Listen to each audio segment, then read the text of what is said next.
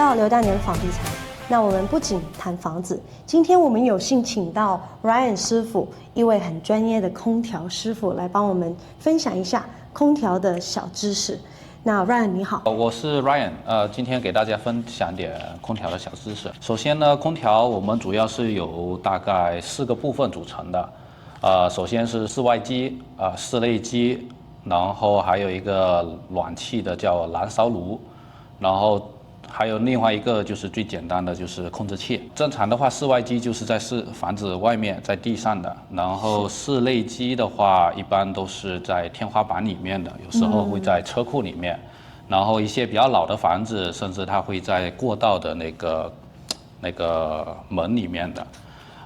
然后这个主要是一个叫做分体系统，然后还有一种比较更老的房子，他们用的是那种一体机。就是基本上都是放在屋顶上的那种。对对。那屋顶上那种机器的话，就是它包括了我刚才讲的全部的那些机器，它是放到一起去了。那今天你可以跟我们再讲一下，就是冷气里面的架构是什么吗 ？OK， 可以啊。我们先从室外机讲起吧。室外机的话，它的架构主要是有几个，一个是 compressor， 就是所谓的压缩机。然后它整机我们叫做 condenser，condenser 就是你看到一整个机器，那 compressor 是在 condenser 里面的。是。然后除了 compressor， 它那边还有一个叫 condenser fan motor， 就是那个散热的那个马达。然后还有capacitor， 就是电容。然后还有 contactor， 就比如说是继电器。然后还有一个就是外面一整圈的那个叫做condenser coil。是用来散热用的。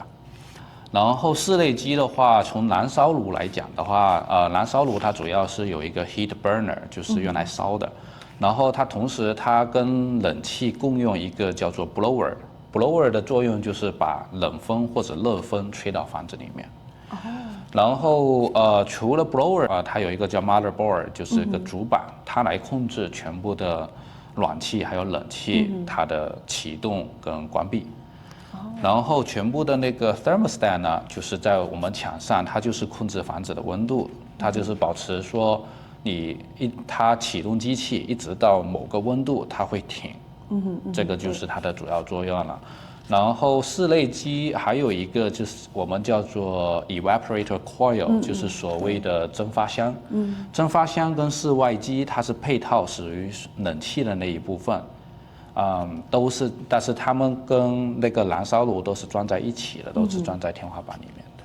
那你有说过就是有分别是一体机还有分体机嘛？对。那它们的价格大概在哪里呢？价格的话就主要是看尺寸，还有是否要改装之类的。我可以给个大概的价格，但是每个房子都不一样的。我们空调的话，一般的话我们是有分尺寸，从2吨一路到5吨，这是家用的。2吨的肯定是最便宜的，5吨的肯定是最贵的。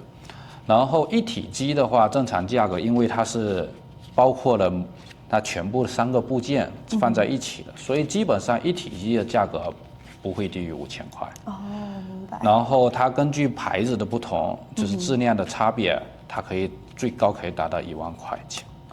对，就是这根据每个人的需求。然后但是分体机的话，就是价格其实差不多，如果你3个一起换的价格其实是差不多的。但是分体机有个好处就是你可以选择。有时候哪里坏了换哪里，就是你可以只换室外机，或者只换燃烧炉，或者只换的 evaporator coil。对，这个是可以分开的。那分开的话，它价格自然就便宜了。对，没有一体机，就是如果坏了，你就要整个对，你就必须得整个换。它你没有其他选项是说我只换这一部分。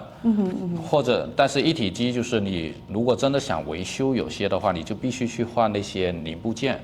但是很多情况下，像机器比较老旧，那些零部件都是要 special order。然后你去换的价格，其实还不如换个整个机的。我想知道，一般冷气呢，它的寿命是多长呢？正常的冷气使用寿命应该是15年上下但是比较老旧的机器我见过的有些是达到20多年的。哦，哇哦。对，但是因为是以前的机器，说实话，它质量会比较好一些。是的，是的。对，现在的机器，因为它加了很多的 safety 的，就是安全措施，然后各种零部件比较多，所以它出现故障的可能性其实比老的机器还多一点。但是就更安全一些。然后也更省电，以前的机器就比较好点。是，那你可以跟我们讲一下，就是如果我们想要维护冷气、空调这样子，我们要做什么呢？对于自己家里人来讲的话，最经常的就是 air filter 必须要经常换。是。尤其是家里有地毯的。因为它灰尘比较多，我们建议的话是1到2个月就得换一次。是。尤其是夏天的时候，秋天跟春天的时候你可以3个月换一次。但是夏天最好一个月左右。